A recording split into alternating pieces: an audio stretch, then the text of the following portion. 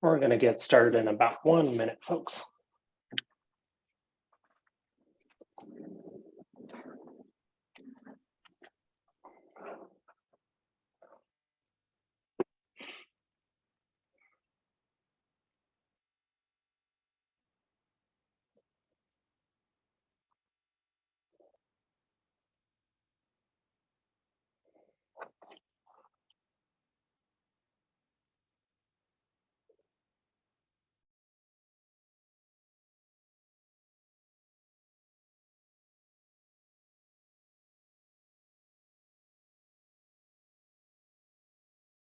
Okay, folks, it's 6:30. We'll go ahead and get rolling. I need a motion to approve the agenda. Nice, Tripty. I'll move to approve the agenda. Okay, and that's a second from Jonathan Drought I just saw. So that's agreed to. Any clarifications or amendments to the previous meeting's minutes, which are hyperlinked into the agenda?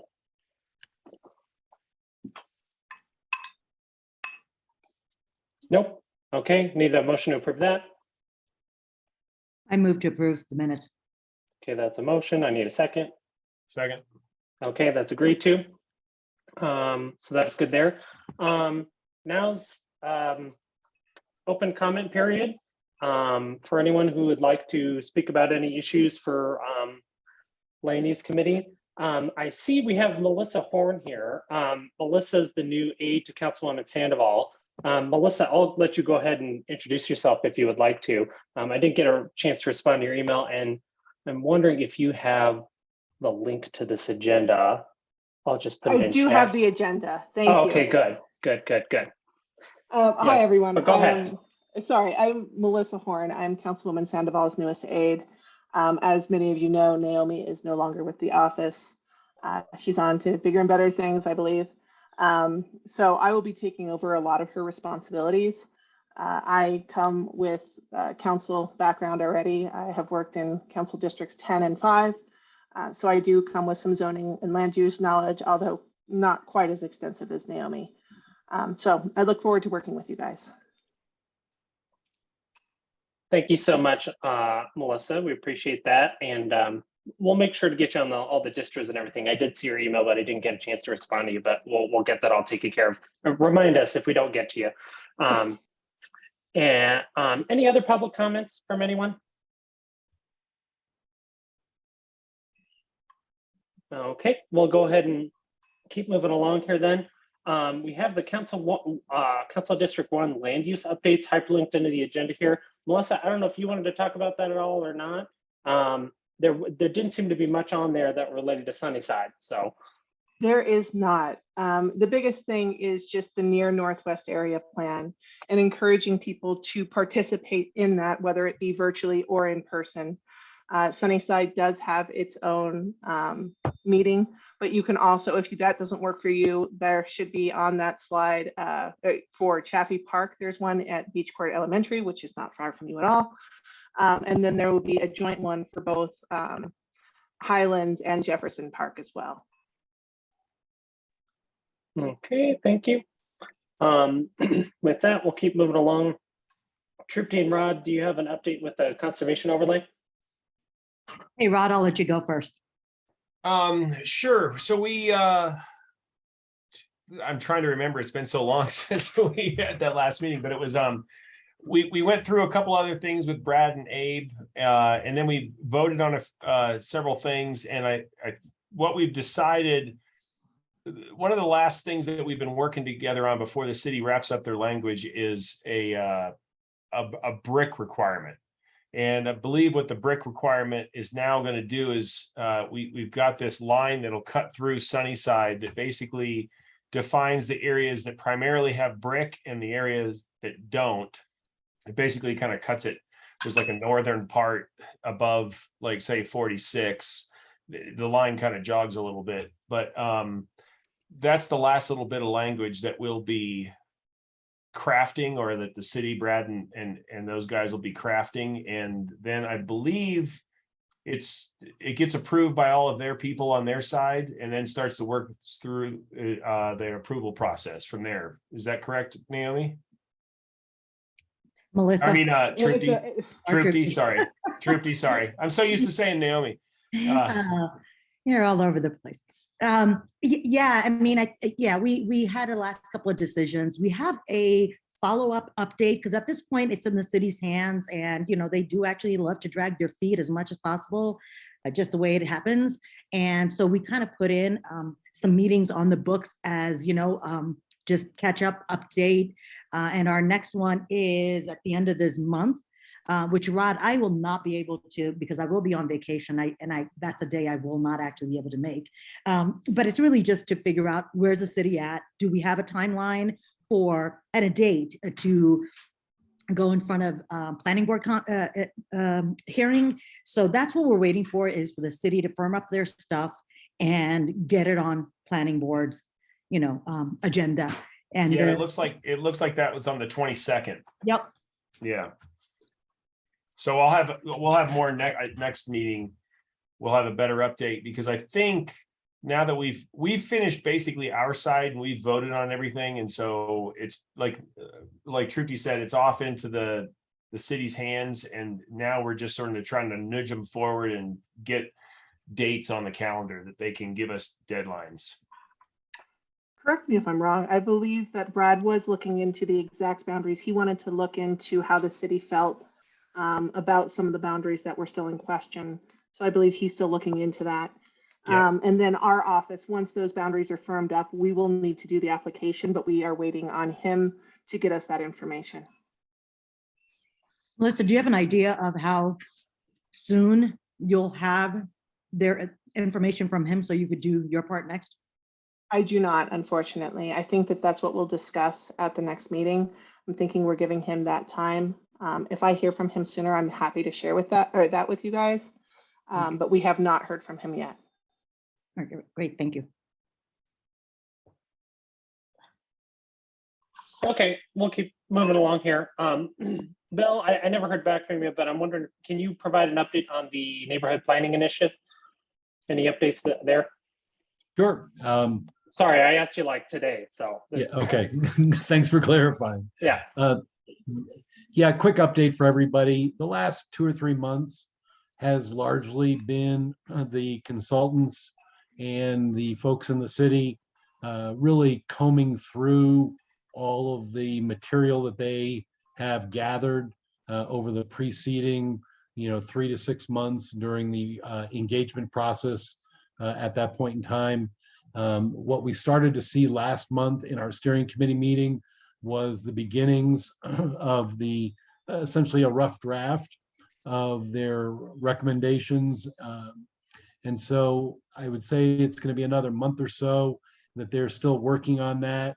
And then over the course of this month and in October and presumably into November, they'll start to bring those recommendations out to the 4 neighborhoods, out to the community to start getting a reaction. And to hear the consultants and the city planners talk about it, that's when they really expect to be able to get a better turnout and get better feedback from the community. Their understanding, their belief of how these planning processes work is that it's always a little bit like pulling teeth in the beginning.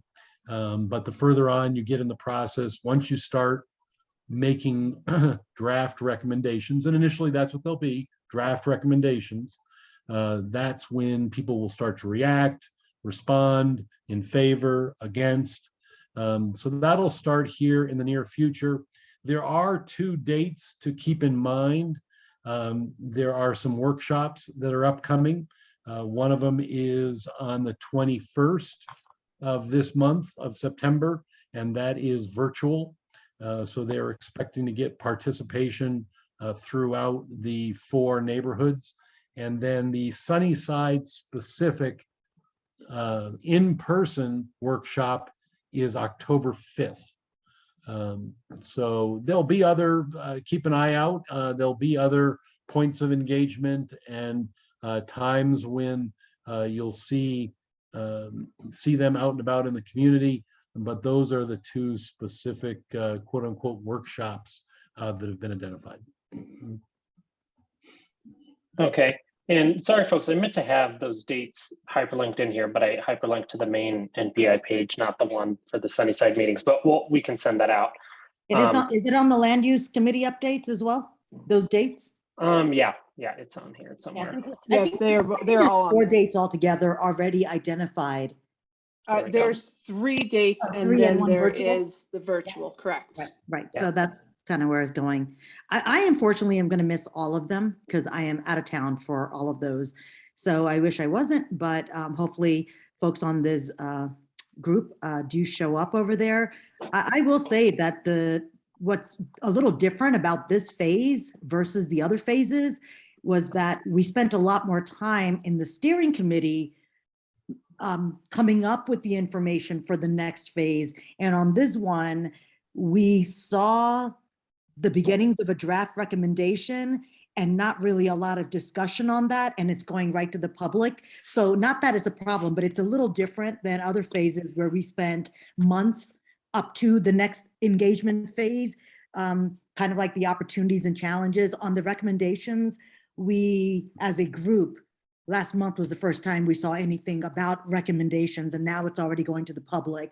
So that's a little different. For instance, and I think the one that sticks out to me the most was, up to this point, federal corridor as a corridor by itself was not discussed.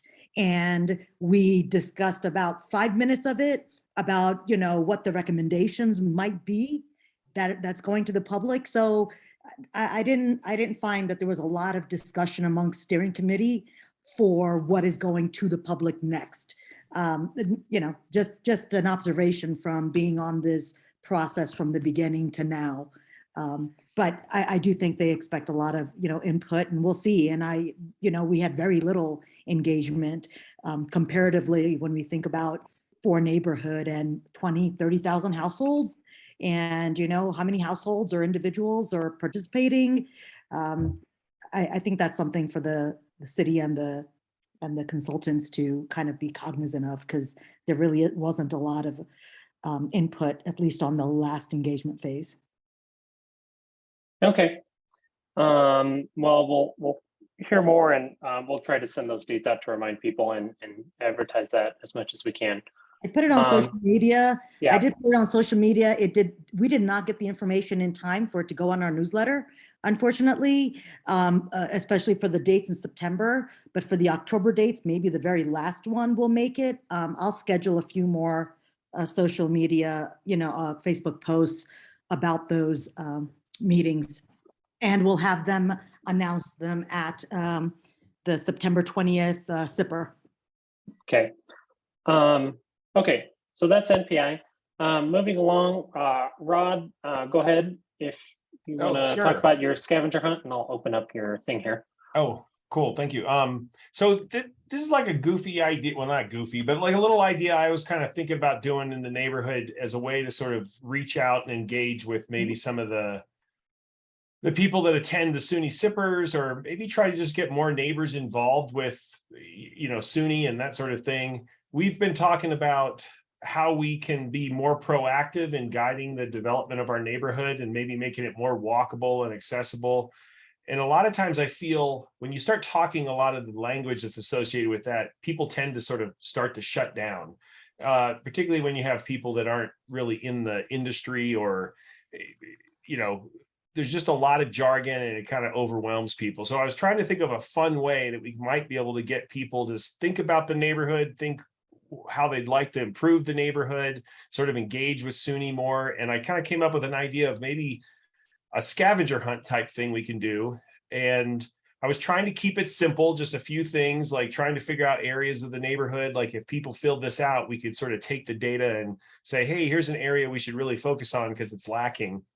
And then Trupti, I believe, introduced me to Elizabeth Morales over at Dottie, who was talking to me about these micro grants there's a program that you can get micro grant money for. And she said this would kind of classify for getting the money. I could just apply myself as an individual, and there's like up to $400 or something like that.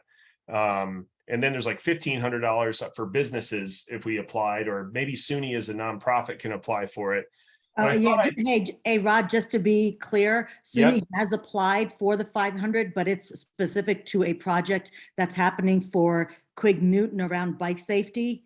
So we did. So SUNY's already Oh. applying for this micro grant. Okay. But it's actually much more expensive and bigger. There's two organizations, each applying for Well- the 1,500. So that's already done. I already applied for that. But I Okay. think on this one, the 400 is good. Well, and that's because what I was thinking, like whether we could use the money to go buy. What I thought is if we got people to fill this thing out and turn it back in, then they could be entered into a raffle, or we could do a drawing, and they could win prizes, and the prizes could be, we could take that grant money and buy like gift certificates to neighborhood businesses or something. So we're not asking the businesses to keep donating money. We could actually purchase the gift certificates and then give them out to residents. And then maybe this would be a good way to sort of gather data and engage with people in a fun sort of, get them walking around the neighborhood. The idea is that all these things that you should have in a walkable neighborhood are within, say, a quarter mile. And I kind of put that's like 560 steps, that kind of thing. And so it's not a tremendous effort for somebody to do it. It's, it's a little over 3 blocks in any direction. And I thought it would be a fun way for people to get out in the neighborhood. It might be, I'd like to do it quicker rather than later. Obviously, this is something for, warmer weather. So probably do it in the fall here. But I thought if any of you guys had any ideas, if anybody else wanted to, had some suggestions on the best way to promote this, like where we could promote it, if you're interested, if you think it's a good idea, if you think it's a bad idea, any of those things. So, it was something I thought might be an easy way to engage with people that might not otherwise engage.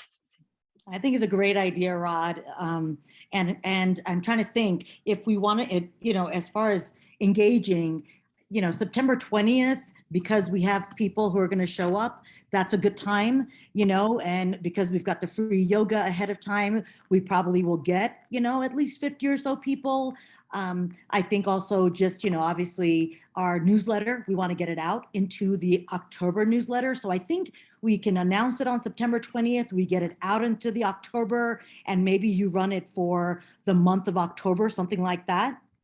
Yeah, that would work. It's going to be, the weather's up and down, and, hopefully it cools off a little bit, because walking around on 100-degree days is kind of hot. Yeah. Well, I think leaving it open. I mean, honestly, you could leave it open as long as you want. I mean, Denver's pretty temperate most of the time, so it's really up to you. I think, have you applied for the grant yet? No, I wanted to talk to you guys because before I sort of did it as a specific Sunnyside sort of thing, I wanted to make sure I had all my ducks in a row and get feedback from everybody. I mean, as of now, it's just been me sort of putting this together, and I did this in Photoshop, and I can send it out if anybody's, interested in reviewing it, or, well, it's on the link there now. You can click on it. I've never done anything like this, so I just want to see if there's any pitfalls I'm running up against, anything I'm not getting. I was thinking that if we could maybe run it and get it handed out, people could either download it online, if we could get a link on SUNY somehow, or get the link out there on Facebook, but then they could bring it back maybe at one of the sippers and turn them in, or email it back, whatever's convenient. And then, like you said, pick a later date to do all the drawings and stuff. And in the meantime, I could go out to the various restaurants and shops and things and get gift cards with the grant money. Yeah, I think you want to apply for the grant. I've got it all started. I just haven't finished it up with her. Oh, yeah, it's pretty simple. And I think what I learned was that they review all of these on Tuesdays. So the one I applied for yesterday, a couple of days ago, won't be looked at till Tuesday. So get it in before Tuesday. You know what I will do? I've got some folks working on our website and marketing and such. If there's a way to kind of make this more systematic, I don't think we'll get an opportunity to create an app or anything like that. Yeah, I think. Yeah, send the file over, I think. I think it's gonna, and I'd be willing to, if some other people were interested, maybe we get like 2 or 3 people to get on and read through the ones that are returned, to sort of see if we can. Basically what it is there's 10 things on here, generally speaking, and a few bonus questions. And if you check them, and if you're in an area of Sunnyside that you get 7 or more, I figure you're in a pretty walkable area. But then I asked them to give an email address and list the closest intersection to their house. I wasn't asking people to give their address. I wanted them just to sort of give their area. But then we could maybe drop some pins on a Google map and sort of see, hey, these areas, people are only getting 2 or 3 of these things. And we could kind of identify areas of Sunnyside we may want to think about as a committee and the land use to, think about, hey, how can we make some improvements over here? And this honestly, like, we could have done this 2 years ago ahead of NPI, because this is the kind of stuff that they would have wanted. They had like these toolkits and stuff out about, you could photo journal, you can kind of gather this kind of data. We just never did anything with the NPR toolkit.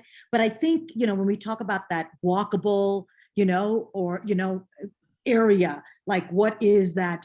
If you have a walkable neighborhood, and I think you're looking at 560 steps, I don't know whether it's a quarter mile or yeah, that's about a quarter mile. Yeah. So I mean, that's the kind of stuff that could have been really useful. So I think, if I don't know how much participation we'll get now, but whatever we get is, I think it's valuable that we could send this over to those folks saying, hey, we're kind of looking at this as far as walkable. And this is what we're seeing. So what does that mean to them? What does that mean towards recommendations? So recommendations, or that's what they're kind of talking about now. This kind of fits into that piece of it, that walkability and and recommendation. So I kind of like that little, alignment there as well.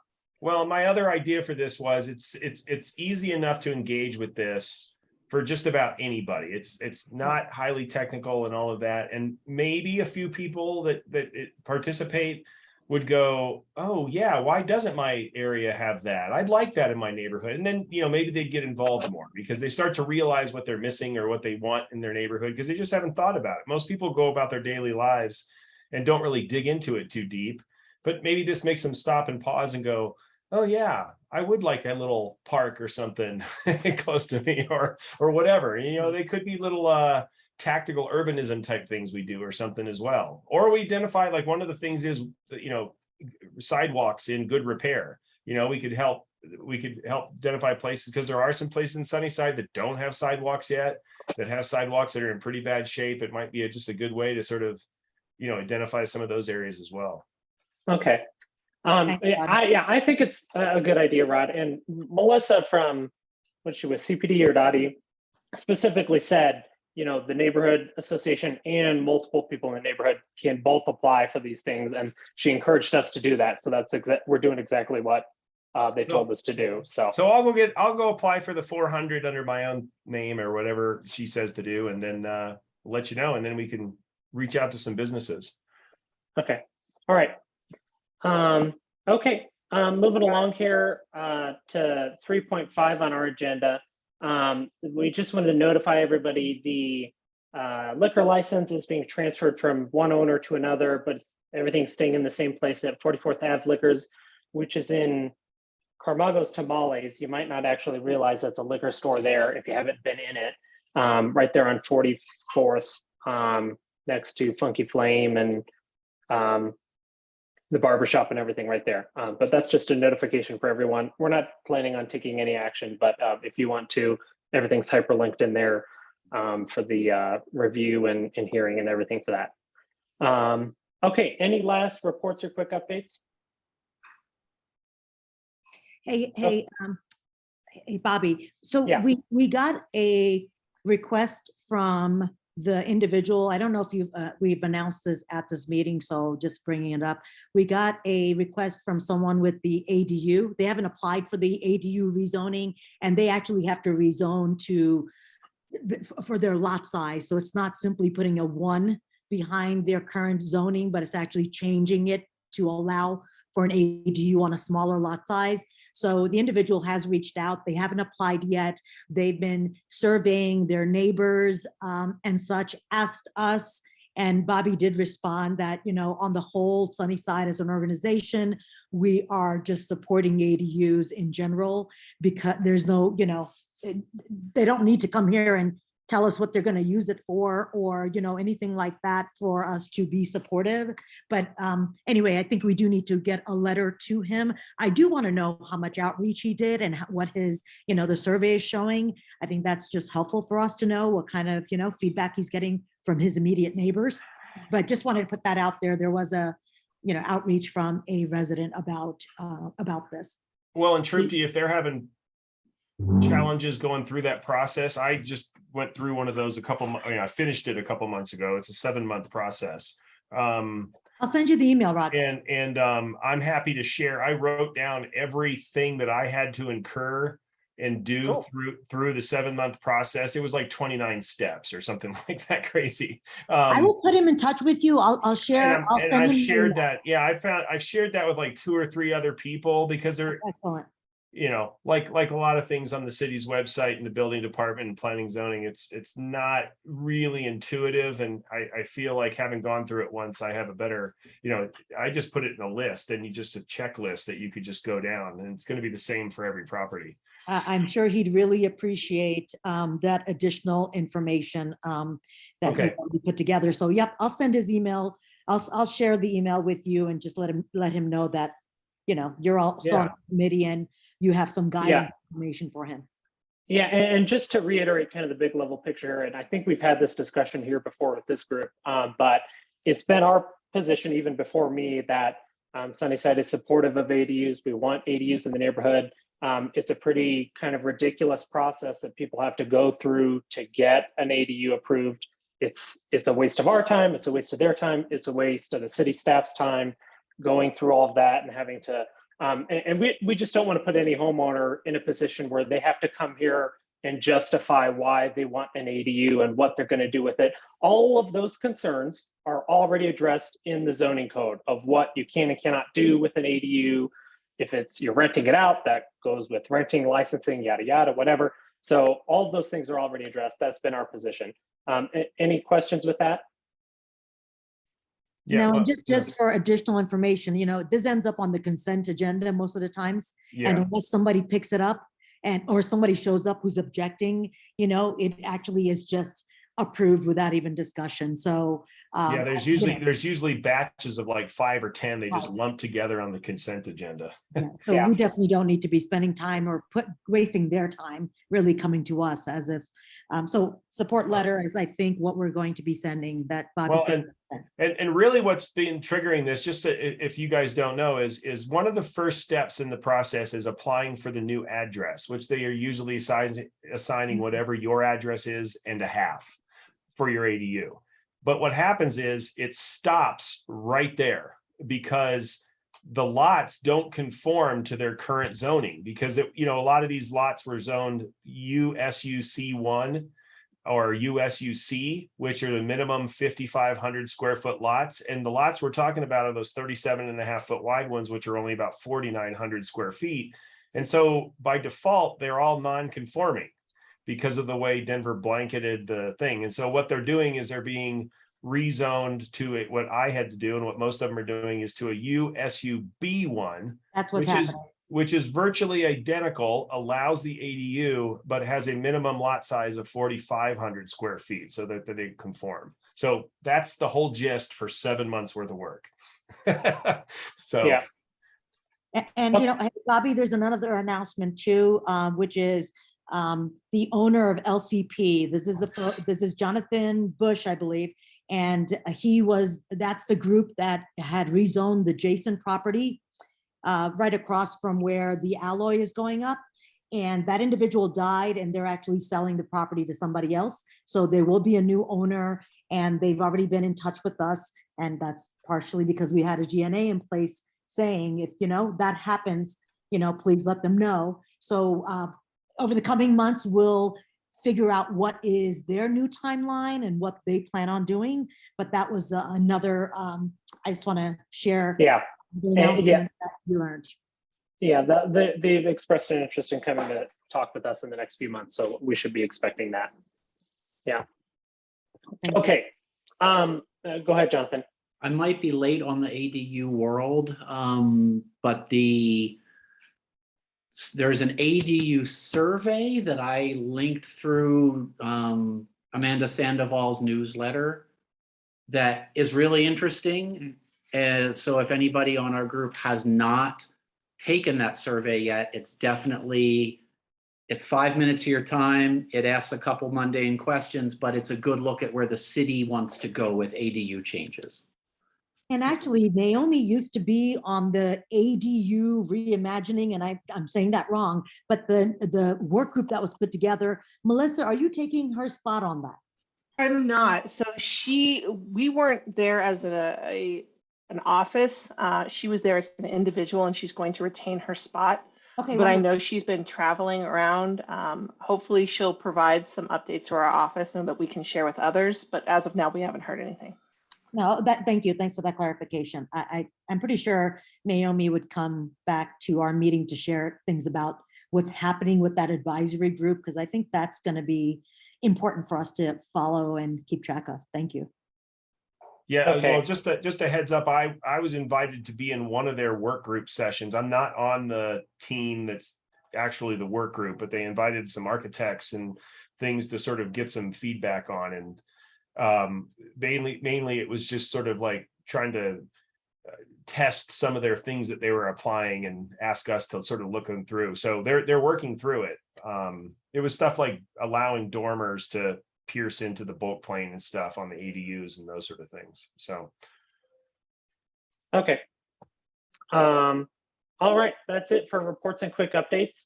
I'm going to take the liberty as chair here. I apologize to go out of order on the agenda, just because we have a guest here and we want to have plenty of time for questions for Matt.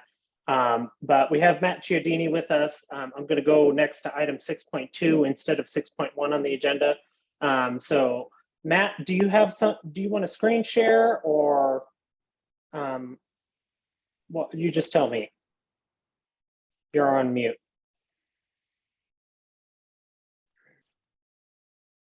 Sorry, had you buried there. Yeah, I got a presentation we can run through, so Okay. I can take over. You should be able to go ahead.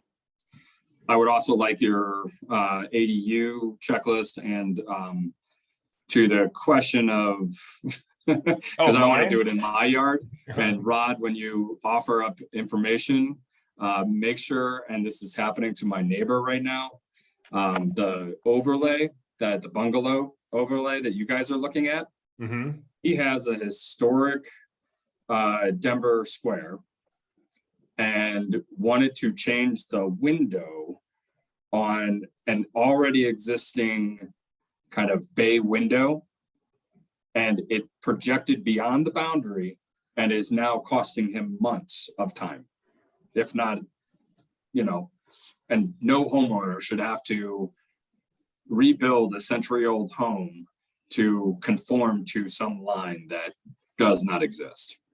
yeah, well, unfortunately, I'm dealing with that where there was an existing house in the setback, and now the fire department's saying that we have less than 5 feet to the property line, so we can't do it. So I'm fighting there, and it's the existing house. I didn't even change anything on it. So you just never know what you're gonna run into. Yeah, no, I've seen that one as well, where existing homes don't comply, and they say, and that's where you get that kind of dumb little offset at the second floor, and it's to just get you back to that line. And Right. Well, Matt, I can email you that checklist thing if you'd like. Sure.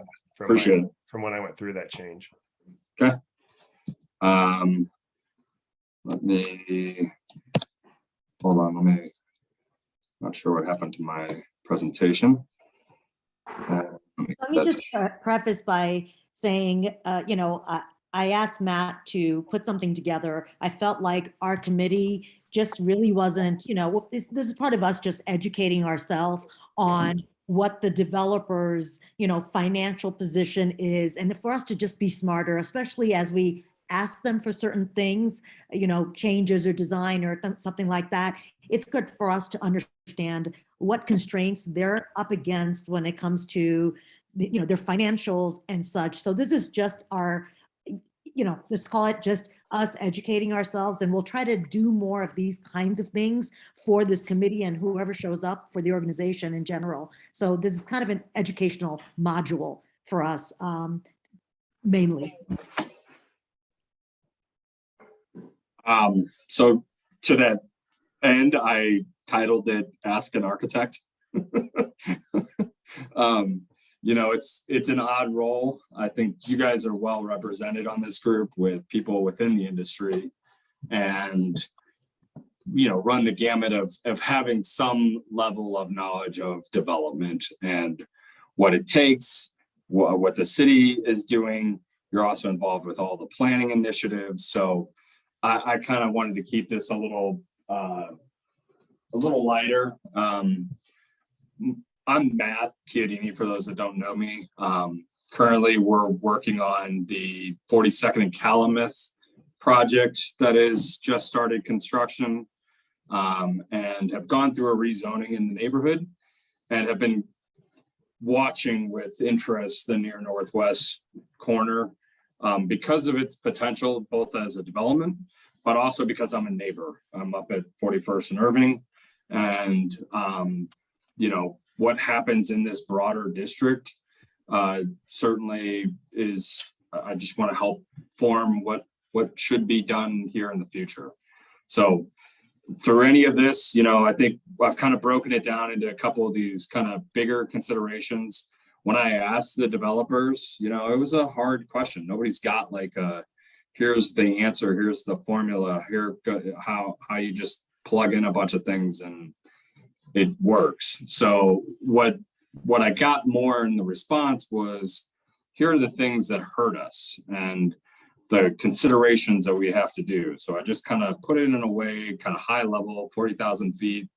It's a little broad, it's a little, and I'll just use anecdotes from things that we've found through the years of trying to work through Denver. After each one, I'll kind of take a brief pause, and any questions, we'll just kind of get those out of the way, but kind of limit discussion through, just to kind of get through it all. I always kind of put myself into context. This is actually from 2019 mayoral and city council. So a little bit dated, but I don't think the topics have changed much. Like affordable housing, with the changes to the city council, we'll see how that reacts. You know, I'm part of the wave of 500 submittals at once to get in front of the affordable housing for all the developers, but that one's coming to them regardless. So they'll work it into their pro formas. The banks will accept it as part of the end yields. It's going to have a result. What that result is and how we go build it is a different question. I think some of these others, transportation's one that I see a big one. We've done a good job here in Denver to connect things, but we don't always use them. And we haven't quite embraced them because they don't quite get us there, that first mile, last mile conversation. Public safety, what's interesting is that like green and sustainable fall to the end of this list. You know, there is a big push in the city right now for energy and electrification, green water, gray water. So kind of moving on to that. The other thing that I found that was interesting was this map, right? This is recent. This is 2002 data census telling us that people are moving out of the cities and heading to the burbs, okay? This is one of those rare opportunities within what you guys have in this community, and we all have in this corner, to add back density, good density, right? The appropriate density that makes sense for what we need to solve. Affordable housing, places for teachers and firefighters, but then also that upwardly mobile group that needs a bigger place, needs more room for families. Also drawing on the, you know, what you guys are undergoing right now, this near Northwest planning initiative, and what you guys are starting to think about in terms of what are the bigger picture ideas. And so kind of bringing that down to this site level from that 40,000 feet, starting to talk about what some of these opportunities are and some of those things that are being put into the near northwest plan. And all the way down to a site level is where we're going to kind of take this. So we recently had some photos shot, some drone shots done for our project over there. We're this little guy right here, not so little guy, and represent one of the kind of first buildings into this district, right? Zia is the kind of pioneer. You've got some townhomes along Inca. Prime West steel with the alloy is going to be a big input of a piece, and it's got some things that were added to the features that we'll talk about a little bit, and constraints and what it means in yields. We've got a 3-story building, recognizing that, you know, this transition from lower single family up to, you know, some of this taller 8, 10, 12 story that's being contemplated along here, needed that transition, right? I think we all recognize that from light, space, air, and how we go about cities. But it's a good site. It represents a lot of what the sites you're going to have coming forward to you. You know, rare is it that we've got these contiguous big blocks that we can do that kind of full development. As I was kind of thinking about this presentation, the nice thing is that prior to when we were doing this planning 10 years ago, there weren't a lot of places in town where we could go look at and say, oh, okay, I see how they did it. What does that look like? How does it feel? Now we can.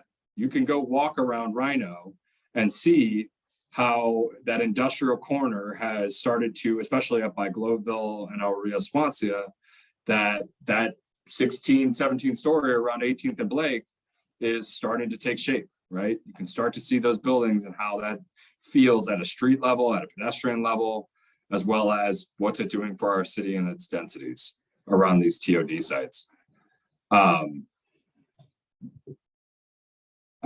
So the next piece is really, did I skip one? No. So the next piece is really the site consideration. When a developer comes to us, says, hey, so any questions there? That's kind of the big picture. Hey, actually, yeah, Matt, you mentioned the relocation map was from what year? 2002, you said? 2000, no, this year, 2022.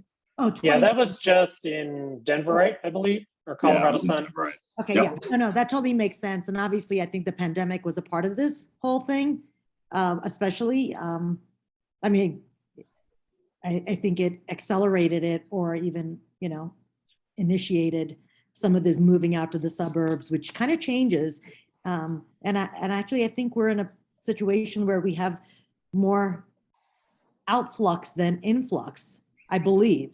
The numbers are changing a little bit in terms of, and that is something to consider about what kind of density we're going to need. Like, are we planning for the 10s and 12s because we expected density based on what we thought was happening 10 years ago? And are those trends now changing? And are these the right sizes going forward? I think you have to carefully read that map, because when I saw it originally, my impression was that was outflows, not net outflows and inflows. So it shows who's leaving, but it doesn't show who's arriving. Right. So to clarify, the city of Denver's population has grown overall. There are lots of people also coming to the city. But this map also kind of shows not necessarily that people are leaving, but certain groups of people are being forced out because of the cost and things like that. All great points and true. You know, we did a study with ULI 15 years ago, and with the state demographer, they figured out that over the next decade, and this is 15 years ago, there would be 100,000 people that moved to Denver every year. That translates, right? That has not stopped. It has slowed just a little bit in the last, it got kind of peaked 2 or 3 years ago and slowed now. This is showing I can't afford to live in Denver. And if you look at the subsequent maps in this, you actually see like everybody that moved into Arvada and Westminster lived in our neighborhoods, right? They were here and moved out for both space, but also because of cost. Okay, so to your question, Troop D, the other one I didn't have a good graph of was resilient cities. It was a thing that was put out by FEMA recently, and it kind of listed out where this ideal zone of habitable life will start to occur to be. It's kind of Montana, Minnesota, we're the bottom edge of that. But because of our unique condition or our unique geographic position, we had a higher resiliency factor because of, and you see it because all of the government agencies are here, right? You know, the federal government didn't put their best satellite place in a place that was going to get destroyed. It's here for a reason. Yeah, these are really important. I think you know, this group, and Matt, please, you know, send us links to a lot of these kind of references, because I think they're good for this group to be, you know, be looking at as we consider kind of the trends and also what we're doing. Yeah. I think you guys all know this map pretty well, so I'm not going to spend a lot of time on this now. We'll come back to it a little bit later. I kind of want to get down to kind of what we get asked, you know. So as my niche is large scale multifamily. So over the last decade and then 15 years, I've had a really good run. Been able to be part of some big projects all over the city. I've come to a point in my career where I kind of pick and choose and try to pick sites that are hard and nobody else can quite figure out how to make them work. And we find a way to get quite a bit of units on them. But sometimes I get handed one like this and it's got its own set of unique geometry, right? It's pretty gridded. It's pretty well in there. But as you know, we run that first survey, we get that ALTA. The first things that we start looking at, and this is just how the contractor puts his pro forma together at the beginning of the day. You know, utilities, that parcel reconfiguration, if you've got multiple owners, the grade, in this case, Calumet grades out by almost 12.5 feet from front to back. This is Calumet here. This is Prime West alloy deal. So kind of looking at two site plans that are current within your guys's purview right now. Easements, if there's any kind of old railroad easements, you're going to find that up by the spur and all that. You know, those are things that instantly become issues for that developer because there's a cost to all of those conversations. The second piece that we look at is zoning. How tall can we go? What are our restrictions next to protected districts? And do we need to go through a rezoning? Overlays, incentives, view planes, a ton of other things kind of come into play. All of that then gets funneled through Denver's SDP process, which is their site development plan. And so we've at this point looked at the site and said, okay, Dottie gets,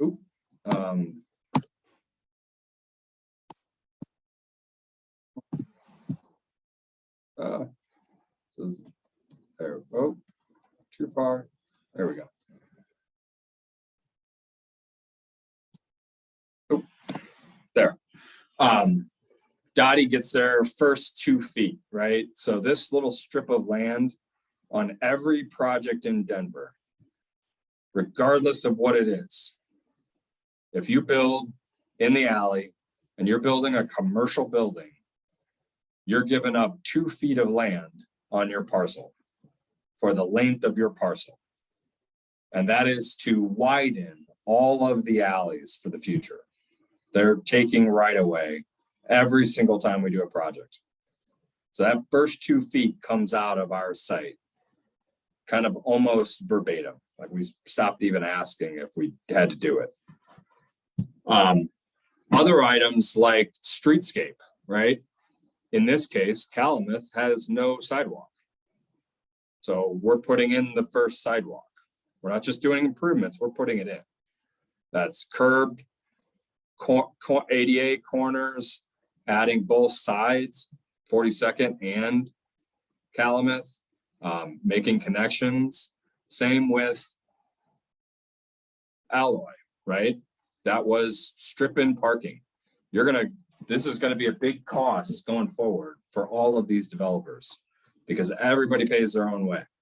They have to build that streetscape back and to Denver's standards. Forestry is gonna get involved, utilities are gonna get involved, all of that.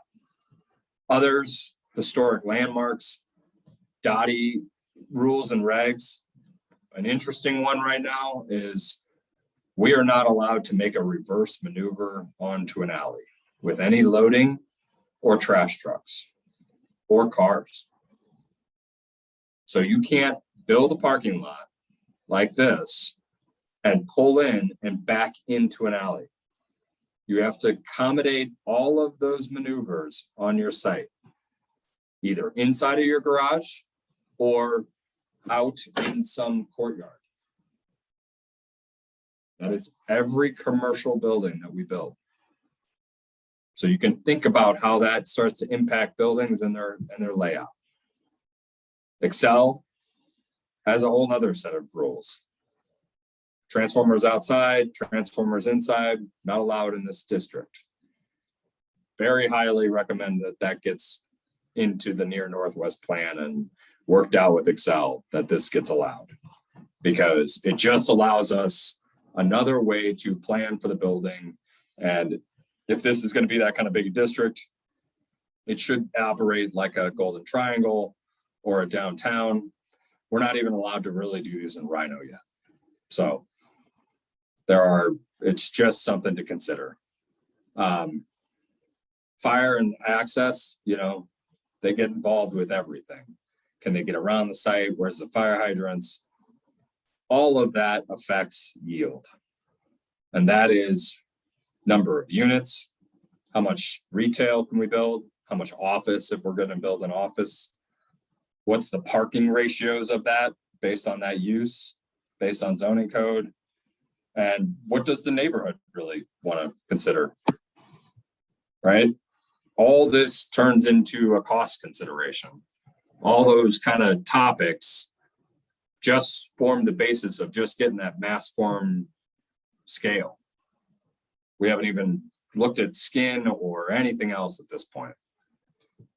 Other considerations that they've got from a developer standpoint are the hard cost. They have to pay for the whole building to get developed. They only get to rent what is net. So net retail, net residential, and there are very specific rules, but they got to pay for everything, whether it's underground and nobody gets to use it, like the detention vault, or the roof appurtenances that have to be there to meet the solar requirements. All of that gets paid for, but it all has to be still business, right? They got to make money. That's the business of development. We're kind of all in this game together. Some of us begrudgingly. They've got to pay for all the site pieces, all the streetscape. Design review, I threw this one on there. We're working in Golden Triangle right now. We went through a design review process. It was healthy. It's a good step, right?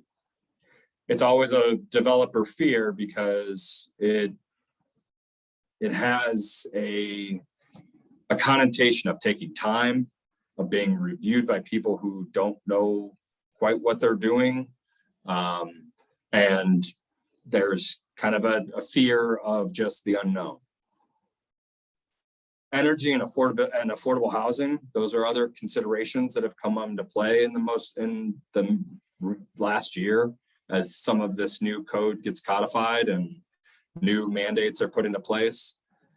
I do personally, from both a business sense, as an architect, as a human, and what we're doing to the climate, it's definitely something we need to address, right? We need to be able to house people We need to be able to build buildings that are more sustainable. And, as our practice has evolved, we've kind of even gone to the point of saying, okay, here's our walls, and that's what you have to buy, Mr. Developer, because we know that's the most superior wall out there, and we're just not going to do the shitty walls anymore. So a little bit of that. Soft costs, permit fees, taxes, AEC fees, contractor fees, all those fees have to get paid. And then schedules, right? Scheduled time is. What does AEC stand for, Matt? AEC is architect, engineering, and construction. So whenever you hear the AEC industry, you're talking about the three major players in the development of any project. Okay. So AEC fees are my fees, right? It takes me a year's time. It took from the first, actually, I'll be honest, this project has taken me 7 years. From the first time that Nate Martinez showed me the site and said, hey, my dad passed away recently and my family's got all this land tied up. I want to be a developer. Help me find a way to get this to develop. And we sat down, I helped him, he was going through school. We started taking it to the city to see what they would accept, started bringing it to R&O, to SUNY. And those were the initial conversations. We actually had a little community forum in the back of the Blue Building there one night and had quite a few people show up. It was quite good. My girls were the hostesses. Because it's a community affair, right? They get to build with me. To now, right? And just this portion, just after the rezoning took almost a year and a half. When we finally kind of got into it, it took us a bit to get a new owner, somebody that had the financial wherewithal to take it through this. And now, since the time we got through rezoning, it's been another year and a half just to get to this point.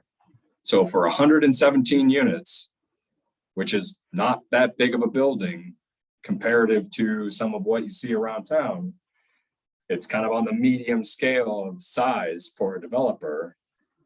That's 7 years of my life. So it takes a long time to get these things done. All of that turns into a pro forma, right? Land costs, city agencies, all the dotty, the fees, utilities, Excel. What is our yield? How many units can we get out of it? How much square footage against the parking, the construction costs? So if you take cost to construct against the revenue that you can achieve by rental of units, that's the kind of where you make your money. Means this is where I run into a weird spot, right? I'm this liaison between developers who have a lot of money and come in and do these big buildings and they ruin the neighborhood and mar up everything. And what do we do? And Mr. Architect, you're supposed to be helping us, and I still gotta pay bills. I gotta get this through. And it's a tough one. So I know they make good money. I hope, that they can turn around and give that back in good product. We try to stick ourselves with groups that do that. We try to stick ourselves with groups that do long-term holds because they're more invested in their product. But we've done plenty of work for merchant builders that want to just get it built, to put it back on the open market and sell it into some bigger fund or management committee, right? So you're going to get all of those players that come to this area as these sites start to become available. The big players have to come, right? They have to come and develop because they're the ones that have the funding and they have the backing and they have the wherewithal to do these bigger projects. It takes a lot of time and effort and money to do this. And this money, I think Alloy is going to be owned by a fund out of New York City. if I'm not mistaken. Most of these groups are funded by big dollars somewhere else, right? There are plenty of developers in town, and they, everybody's got their own little niche and does it. But most of the big players can't get below 250 units. It just takes too much time and effort to get it through.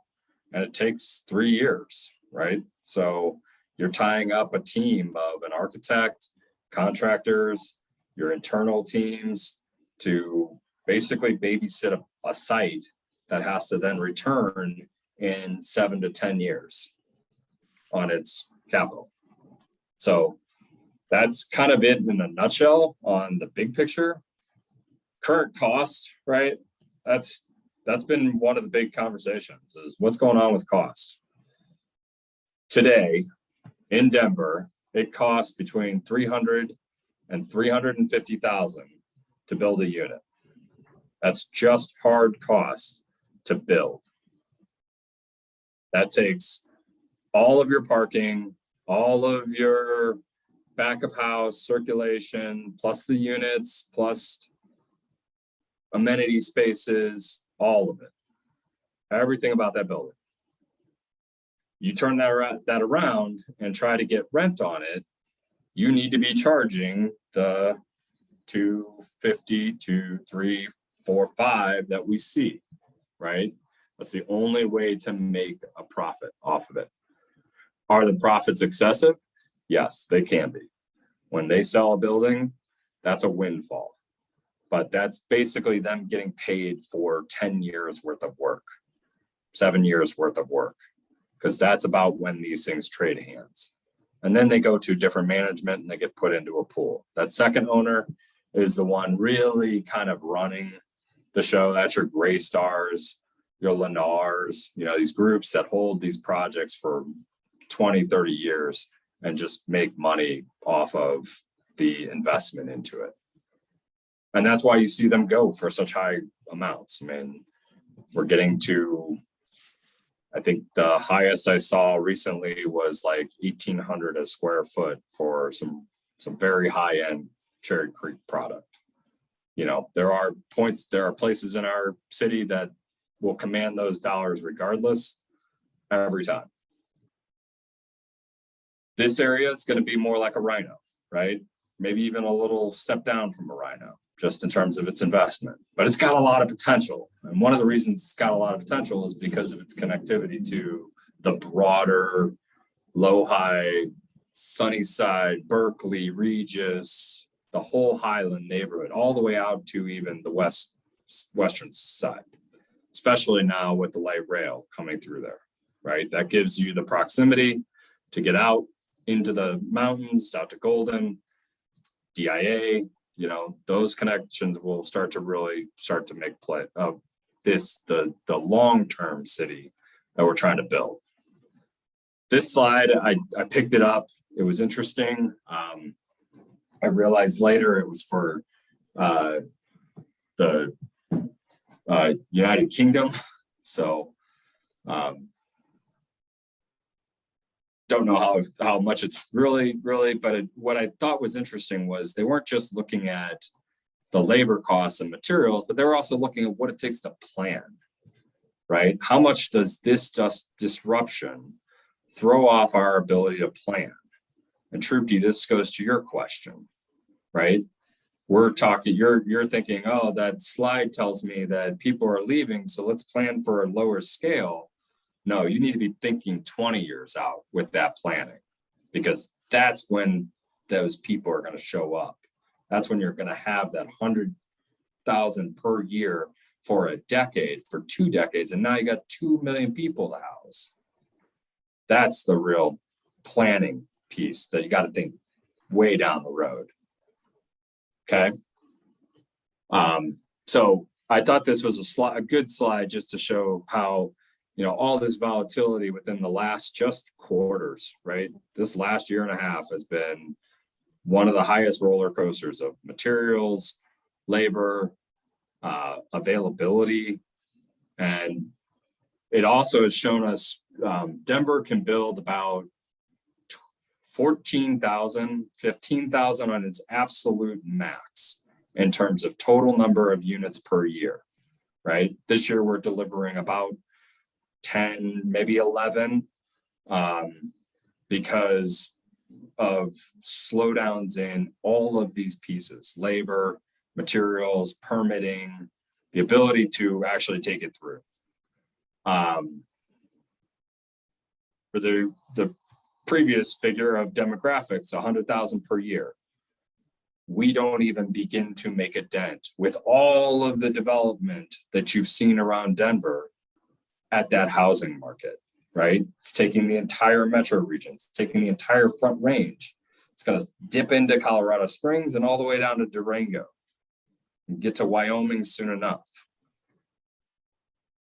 So all of this is the trick, right? The developer's got to time the market right, because if he starts his project today, in a year and a half, we will deliver Calumet. If we're in the middle of a recession and that building comes to fruition and he can't get any renters, that's a year's worth of lost concessions and rents, and he's just losing money at that point. So his return may not be for another 7 years, right? Till he can get out from under it. So it's going to be interesting to ride this roller coaster. The key, though, is it's always kind of trending up. Denver has, over the last year, had great metrics, right? Succeeding in education, it's succeeding in movement, it's higher, quality. But we also have that first slide that tells us, hey, we've got some issues. Homeless is a big one. Crime's a big one. How we are resilient in the future is a big one. So cost impacts, right? These are all that things that the developer is trying to put into his book and say, what am I doing here? Am I going to pull the trigger on this? The image on the left is Calumet. We were lucky to pull this off. Our clients really, we told a very simple narrative at the beginning. Context for this was actually, imagine yourself walking down 42nd Street and you're walking by these bungalows and you're seeing these roof pitches. And when you get to this district, what are you coming upon? You want something that's familiar but modern. And so what we did is we took the roof and we turned it on its end. And that's what gives us all of this undulation as we go around the skin. And we looked at probably 30 different models on how we would skin this and different concepts of plans and things. And what we landed on was pretty simple, but complex in its own right. I like the way it's breaking down scale. I like the way it's giving a lot of light play. It's not just a box. And it's got some intimate moments. Off to the left here is where you'll enter the building. So kind of harking back to some of those old courtyard buildings that have that kind of 3-story scale that you find in Cap Hill. So I think this honestly, this is my best piece of architecture that I've ever worked on. So I'm pretty excited to see this one come to fruition. But all these cost impacts kind of come in. New rules being applied, unpredictability, errors in my documentation, right? Just all of these little pieces of information that have to make it into the documents. If I state something wrong and the contractor has to put something else in, it's got to get paid for somewhere. There's also competing interests within both the neighbors, right? Reduced parking ratios in areas for TOD, for affordable housing, in contrast to the neighbors saying, hey, you're taking my parking space. I used to always be able to come in here and now I can't even find a spot, right? That's what density does. It kind of crowds, and that has its negative piece. Quasi-governmental agencies, Excel is, they're not the government, they're not the They're not they're a private company, right? So they're hard to work with. They also dictate quite a bit. So that's kind of what it takes to be a developer. Just the liaison in between the city, the developer, the neighbors, and trying to get a little project built.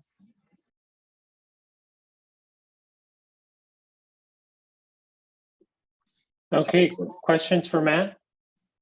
Yeah, I've got a question. Hey, Matt, so one of the things when I was asking about this, what I was hoping for, and I think this may be a 2.0, is can you go back a couple of slides about where all the money is? Not here, keep going, one more.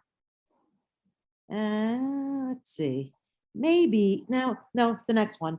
But, okay, what I was hoping for was to actually see real numbers so that, I mean, especially when you look at things like AEC, you know, like if we took a real example, and I don't want to take your example because you're building here, and we kind of talked about that, which is let's take a pro forma from a different site in Denver, even make it hypothetical, but realistic. What I really was hoping to see is the numbers around these things, like how would, you know, using brick versus, you know, something else, how does that change? How does the affordability change? How does the five-story to 8-story and the change in construction change? Parking ratios change, the overall and the bottom line, which would be, you know, profitability.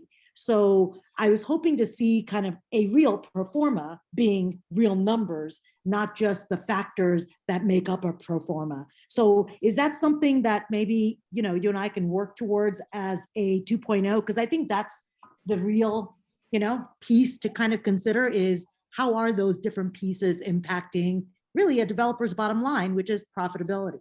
And really just to take a real stab at something and see what profitability actually looks like. Yeah, I asked for that. I didn't get that. Mostly because it's such a tricky thing, right? This site versus another site versus just the one across the street. Each developer looks at it differently and what that return needs to be. Typically it's on the order. So like in some of these, hard costs are, yeah, I mean, I'm not even going to try and guess. I don't want you to take those together, right?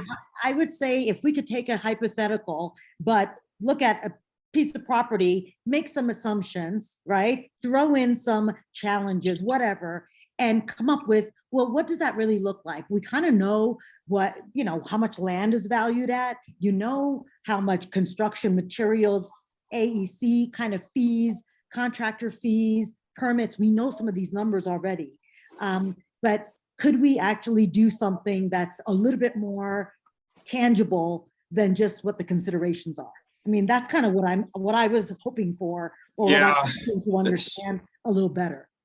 I've seen performas, you know, for different things, but I really not one, you know, specific to the industrial area. So, I mean, again, hypothetical, just because nobody wants to share, you know. Yeah, I mean, part of it is sharing it, you know, because it's their proprietary piece, and it does. I mean, it's 1,000 little Excel lines of this figure, that figure, and the thing that we find, right, is we start a building and we start a design, and it's all clad in brick. Some developers come to us and tell us it's 60% brick day one, right? It has to be. Or the district requires it. And so it's 100% brick. That just gets absorbed somewhere else by taking either adding yield, by cramming in as much as we can, by adding more units. Sure. So some of them are fixed, but, you know, just down to like square footage costs, it's no one thing can be it's very hard to evaluate just one thing, right? Because it's never just a question of brick versus siding. That's a $200,000 change. That's it. $500,000, depending on the scale of the building. It's not that big of a move. What does that do for the pro forma? When they set their original budgets, right? They say this is going to be a $40 million budget. And by the time we add up structure, all these pieces, it's 42. The first thing we go and look at is the skin. The second thing we look at is, or the first thing we look at is interiors. Second thing we look at is skin, and the third is landscape. Yep. And those are the three things that we can really affect, because we can't change the structure, can't really change the mechanical system unless you just want to keep ratcheting it down. But, you know, that's kind of built into some of the market pieces that you start with. Your fees, your permits, all those, that's your contractor fees, 3 to 5% of your construction budget, right? Well, so this is kind of like the stuff that you're kind of giving me right now, like these kind of percentages and numbers. I was hoping that we can kind of put that next to some of these pieces, or, and the reason I'm saying this is because we're having this conversation, but it's really us being able to kind of understand, the costs and percentages, and kind of being a little smarter about, when we're looking at someone, so not you, but somebody else comes to us and says, oh my God, this is the most expensive thing, we're like, really? How much is it really? Right? And then nobody wants to really give real numbers. So this is me trying to have something a little bit more transparent for us to be better educated, so that we know when to challenge, where we can challenge, and where to call bullshit, and where we should adjust our expectations. Sure. So I'll use a couple, and I thought about this and how, because I knew this was going to be part of the conversation. Like looking at Prime West Steel over here, you can see the one of the requirements through the zoning piece, through the rezoning, that Amanda, and really goes back to Espinoza, was trying to make 42nd Street this light and air space, right? And so it was saying, take the taller structures, pull them off the street, and give us some more light and air, especially on the south side. Mm-hmm. So this right here represents that step back. Yep. That is a full 2 to 4 units lost out of this project. Okay. So in stacks all the way up the building. So if you're looking at Rhino, or even this corner of Zia that has that higher density all the way stacked up, just the construction cost alone on that for the transition to occur is in the order of, $1 million to $750,000 just to build a bigger deck, right? And these are the numbers we're playing with, right? They're not huge. They're not in $1 million swings. Now, you take that amount of yield out of it, and we ran an analysis on Calumet when we were looking at affordable housing. And well, just staying with this example, right? So we've taken 8 floors of 4 units, let's say. Okay.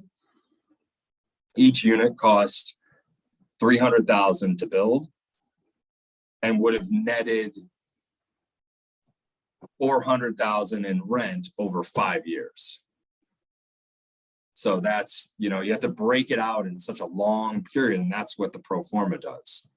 And it's looking at that depreciation and things that happen over time. Day one, it costs you a ton of money. Day 1,015, it's actually starting to make you money, right? It's 3 to 5. Most buildings take 3 years to stabilize and 5 years to start turning a real profit. Just in how you have to, the cost to keep up with maintenance, constant leasing efforts, just bringing people in and out of the building. You've got that kind of cycle and generation. It's 5 years before this thing is really turning profits. From the start of the inception to it being constructed. The one analysis we did run on Calumet was affordable housing. So we looked at what the cost of building 5% of the units for the 120 that we were proposing at the time. So 7.5 units were going to be held at that affordable rate. It was going to cost the project $1.5 million to build those and subsidize them and provide those for the neighborhood. That was, so where do you pick that back up? You either push it on to your neighbor, right? Same unit, just the guy down the hall has to pay 20 cents more to pay off the loss of revenue over here. So it's always this balance of trade. But once they set a budget, that's kind of it. We're working towards that budget. And if for instance, for Calumet, if it's $35 million to build that site, if the contractor comes back and says it's 30 and you've got 10 million in site cost and fees and soft cost, which that's kind of average. 5 million is oftentimes about what these guys need to just bring one of these to fruition. That's architectural fee. Yeah. I'm wondering if you can, and we only have about 5 minutes left here. I'm wondering if you can talk a little bit about kind of the parking aspects of the pro forma of a project. You know, it's people still don't really get it yet, and we're trying to get more up to speed on this. You know, Denver just recently changed the parking requirements, but that's often, you know, the parking requirement of one car space per unit or whatever, and just the expense of that with a building, you know, compared to if the limit is 0.25 parking spaces per unit, you know, the differences there in the cost of a project. And if there isn't as much of a parking requirement, can you do other things with the building, you know, those sorts of things.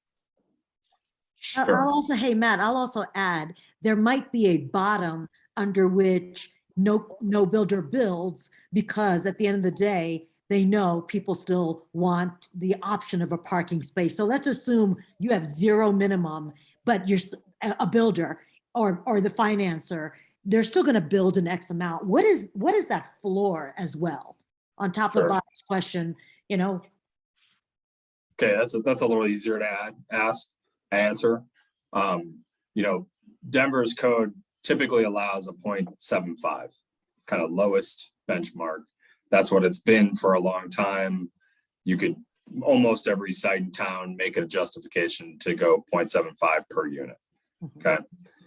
The new thresholds take no parking for affordable housing, right? Takes it down to 0. And so for those 10 units that you're putting into your unit, into your building, you may only build 1 or 2 spaces for that, for those 10 units. The city, though, says it can be lower. The neighborhood or the investor says, no, it's got to be at like 1, right? No less than 1. Before we got into this whole, the cost to construct a parking got really kind of astronomical. We were being told it was 1.3, 1.2. And we were pushing clients down to, in some deals, to like 0.6. And it's a tough trade-off because it directly affects your yield. Right now, I would say the industry is kind of saying it's got to be in that 0.8 to 0.9 for an investor. They've understood that, especially depending on where it is, if it's a TOD site, someplace like that, it can probably survive with a little bit less, and it's going to push some of the parking out to the neighborhood. We're not getting rid of cars. So developers are always going to kind of hedge a bet that people are going to need a car. And with the new TDM plans, there are, you know, you're paying rent on those. And that's mandated by the requirements of TDM. So you've actually kind of incentivized the parking because it's another place to get rent where you would typically give a concession. And the city's intent is to be negative to it. So the cost of having a car is so high, so I won't buy a car, so I don't have to have a parking space. I don't know if it's gonna ring true, right? People still want their car. It costs, so the first level of a parking stall, parking garage, if it is on grade and it's part of the first floor, that's about 25,000 a stall. The next floor down, like in Calumet, where half of our garage is basically recessed, is 35,000 a stall because we have to shore the walls along all the property. We have to dig out and excavate, we have to build all that foundation and then come back up with structure and a podium. So that right there is about 35,000 a stall. This garage is about 100 stalls. That is about the most efficient stalls we could ever get on this site. So in 400 feet of length of a site by 120, so a double loaded parking stall. Here, I'll show you. In a double loading parking stall condition, actually, let me stick here, get out of this.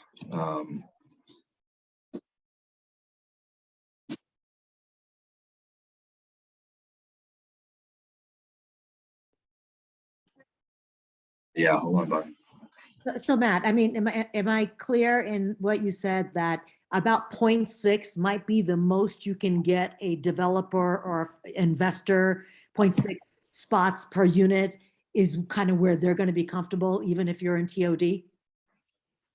I think that's where they're going to be comfortable, that they can turn around and put it back onto the market as the conversation has gone more towards lift and more towards electrification. It's getting way too expensive to even offer the parking.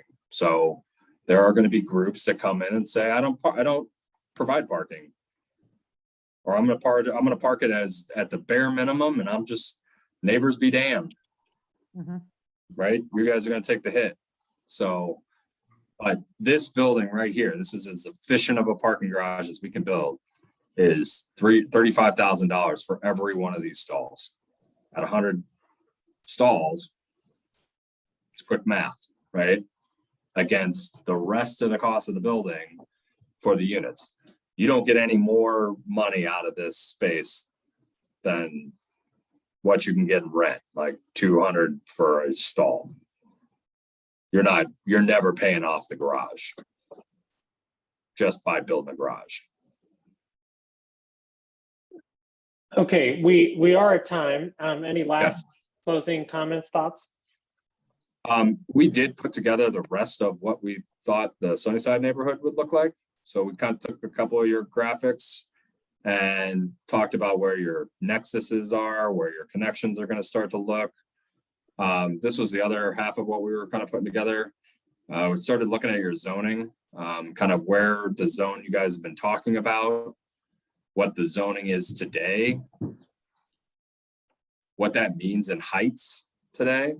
Some of this taller density here, the 1A that's got a 70 feet, but it's got the wrong zoning to maybe really do anything for planning. Then we jumped up to what you guys have talked about, that 5 stories over here, the CMX 12 across, but that's got your 8s, yours, and also keeping that 3 stories here in Quick Newton. That kind of shows you that buildup and that density, right? What you're thinking. Keep in mind that each one of these buildings is only between 150 to 250 units, right? So this only represents about 5,000 units in all of this land mass. And that's including Quig Newton, That's including Quig Newton. going to 3. Okay, going to 3. As you start to get to 5, maybe you get that up to about 7,000, right? But it's when you really, and this is what you kind of look. This is up from the drone shot, looking across, kind of getting a sense of what those bigger buildings are going to start to look like against the 1 and 2 stories. You can see that height difference. You can see how that flanks The road here tapers up here.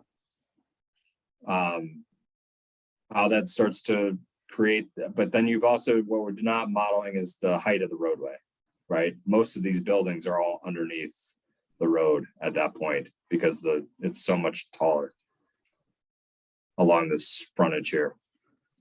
And we also don't know where, well, the bridge specifically is going to land on 47th. Yeah, I don't think this building exists. I think it takes that out and you're gonna That's have to what- kind of transition.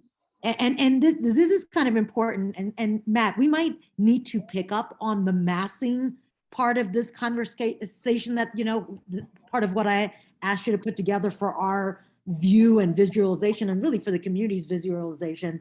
We might have to do that potentially next time, Yeah. in another half an hour. So I had asked him to say, hey, if everything got built out, what are we looking at? What does that look like? What is the mass? What's the scale? What's the number of units? And then, again, thinking through, what are the streets? How much room do we need for, community? And, where would the trees be? What does that do to heat island? What happens to environmental impact? Cars. So this is kind of the larger conversation that we need to be having with the community and showing them this is what our future may look like. And what do you think about it? What works, what doesn't work? What should we be? This should be something we should be having conversations and then talking to NPI about the recommendations, because this is the stuff they're not showing us, they're not doing for us. But this is helpful for us to understand when zoning changes or we, increase entitlements in these blocks, what does that do? And I love this. Thank you so much, Matt, for putting this together. But I think we probably need more conversations when it comes to what does all this density mean? Yeah, and I will say, I think I'm an advocate for density. This corner represents one of the best opportunities in Denver because of its connectivity to the neighborhood. This could be just a fantastic district, right? You get the ability to plan 20 city blocks into something impressive. And it's that, our ability to build something impressive and actually, plan for it instead of it happening. to Tripty, us. we're at time here. All right, thank you. Well, I think Yeah. we need more time. Thank on you. this. Sure. I've got to go. Yeah. Thank you, Matt. We appreciate it. Just wanted to say briefly before we concluded. So we had the Good Neighbor Agreement template on the agenda for tonight. We didn't get to it, and that's fine. We were going to plan on doing this for multiple meetings anyway. And so I just wanted to tell everyone, we're not going to make any final decisions at the next meeting. It's also still, we're just planning on having discussion to start with, and it's going to be a long discussion for multiple meetings. So no rush with any of that. But with that, I will invite a motion to adjourn. Move to adjourn. Okay, I have a motion and I need a second. Second. All right, that's agreed to. Thank you, everybody. Thank you. Everybody have a good night. You Thank too. you. Bye.